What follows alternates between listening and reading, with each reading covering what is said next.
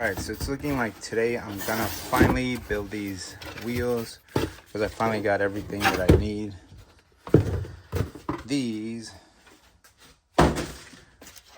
tires come packed just like this, and this is a 26 by 1.95. That is exactly what I need. I don't need these giants 2.25, I believe. Well, I might have to return that, but I do have the tires that I need. First pair of tires that I've ever assembled, like from scratch. I've never really done anything like this, so this is all kind of new to me. As far as the assembly from a new tire, I usually buy the bike and it comes with the tires, everything all at once. But with this, I got the tires, I got the wheels, I got everything all separate, and I'm building it all by myself. Most guys, especially advanced drivers or advanced guys that are actually out there riding bikes for a really long time, they actually find this to be like super easy. They can outsource, find parts and things like that. But if you're a beginner and you're just trying to like change the wheels, like the entire wheel and the tire and the tube, and putting it all together, it might be a little bit of a nightmare. I'm glad that Amazon is pretty easy to order and return things. So if you do a mistake, you can always return your wheels and tires, which is what I'm gonna do with these other tires that I have down here, because they're not a fit and they're the wrong ones. This is the wheel that I wanted to use. I ordered it. It looks pretty legit. All the spokes, if you feel on it, on the spokes, they all should be pretty tight. If not, you have to adjust and tighten them up on the top. But all my spokes are really tight, and this is good to go. For this wheel, the tubes that I'll be using are going to be these Bell 26-inch tubes.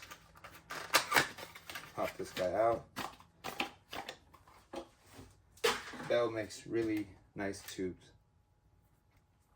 Really strong, very durable ones.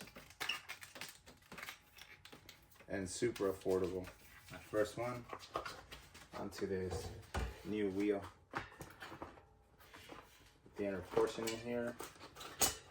Lock it in. And I'm gonna do this to both of them, so I'm gonna show you how to do this one. Put the cassette all together. And it should be like a easy walk in the park. Towards here, towards where it gets nice and tight, you can hold it and then pop it in, just like so.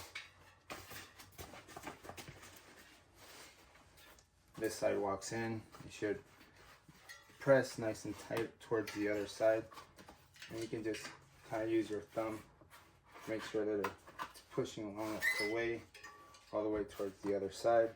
I'll take the valve stem cap off. Once I take that cap off, I'll be able to put this guy in there. What you want to do once you put the tube in there, you kind of want to find a spot like this, put it behind the wheel, kind of hold it in place, and then walk the rest of it with your thumb. Continuously pushing, pressing, pressing, pressing, pressing, pressing, pressing, pressing, pressing, pressing, pushing until you get further up over there. And you continue to press, push, press, push, kind of squeezing at the same time, kind of flexing this in there. It takes a minute to mold this, because it's been sitting like tied up, zip tied, and just kind of bounded in. It's pretty tight, but I got it in. Tube's never been filled up either. It's also just kind of been sitting in that box. Make sure to pull as much of the valve stem as I can outwards and fill it up. Building stuff and fixing things is kind of one of those things where you're just like, damn, I just did that. So if you're trying to do your first wheels or something like that, these are pretty good wheels. Obviously there's a ton of options. If you have a 26 and you have to look by the next number from that, it's going to be the 26 and then 1.95. Obviously there's other numbers in there. The bigger the number, the wider the actual surface area on the face of the wheel is going to be. So 2.125 is going to be wider on the face top portion of it. So look for that number. If you have a 26 1.95, then this definitely is the tire for you. And this is a really cool make right here. Order it online. It's gonna come delivered to your doorstep, and it's a good addition. It's a good improvement to my bike. Also, because these wheels, you don't need anything else besides this to put them on, take them off. So it'll be easy, almost easy, quick removal of the wheel is one of the other things that I wanted, which is super cool. The shorter one is going to be the one without the cassette, which is this one. So put this one off to the side, turn this until this cap comes off here. And what I'm going to do is, once I turn this, get this, one of these small springs here, and I'll get the shaft, put it through,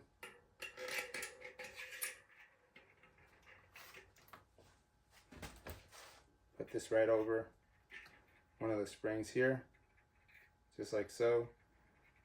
Causes that springiness to it, and then put this in there. Easily you can put it on, take it off. No tools required. You got a flat, you can take this off immediately, and this is ready to go. This is one cool way to improve your bike, and also just make it a little bit more roadworthy. This is not like something for someone that's out there riding every day. This is somebody that wants to go down the street, maybe with their kids, go out to the library, something like that, or just like buy something at the store, the convenience store, come back, and then just kind of have it chilling in the garage. But this is a really cool upgrade, because it'll be saving me time. If I do want to take the tire out, fix the tube, I can definitely just, no tools needed, hand tight, loosen, take it off, fix the tube, and then put it off to the side, ready to use for another time. I think a year I use my bikes total maybe 20-30 times. But 20-30 times that I use them, they do work, and they work to accommodate me to do what I need to do.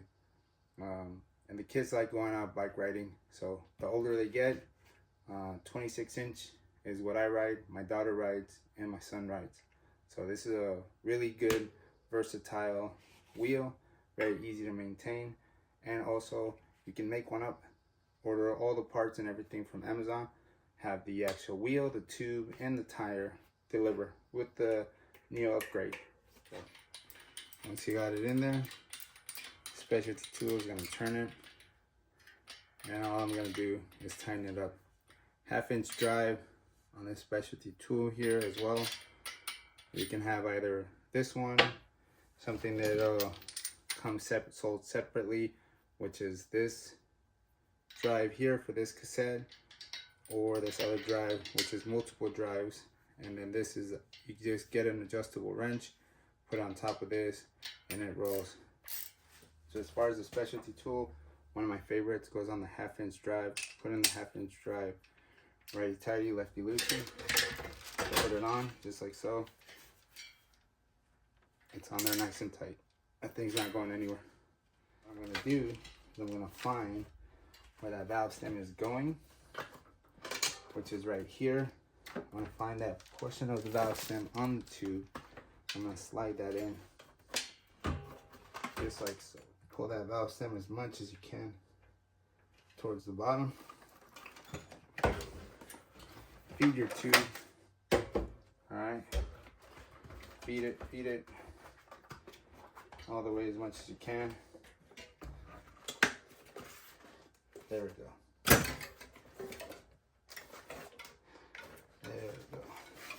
chased it. All right, that one took a little bit more longer than usual. The cassette's on, the actual rod. Not sure what they're called.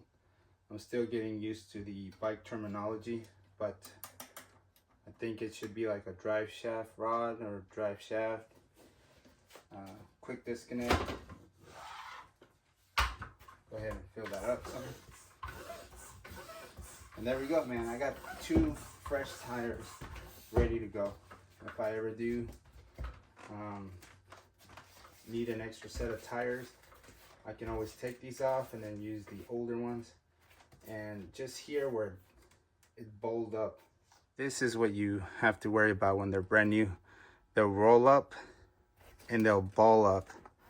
This is not supposed to look like that. It feels really good over here towards this side, and so this is nice and normal as far as when I'm touching and moving back and forth, right?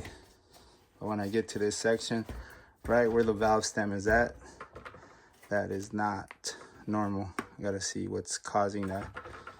It kind of just popped in place after me pushing and prying on it. It's supposed to feel somewhat like that. There we go. I still gotta check it out. I'm not sure what's up with that. Tire can try to bunch up on you. Let's see if it fixes itself, or if I have to take the valve stem core off and reset it. Because I definitely don't want to have brand new tubes pop on me.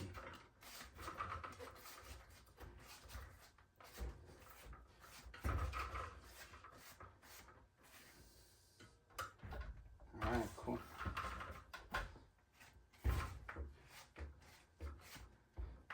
Alright, these feel good.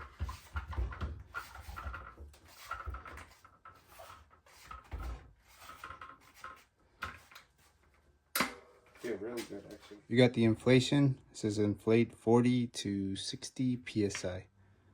So I think 40 psi is good for me. 40, 50 is what I inflated to. Definitely gonna test these out. If they really suck, then you'll know that I'm gonna make another video saying that these are pretty bad tires, but they look awesome. They feel really nice, and I'm gonna definitely put them to the test.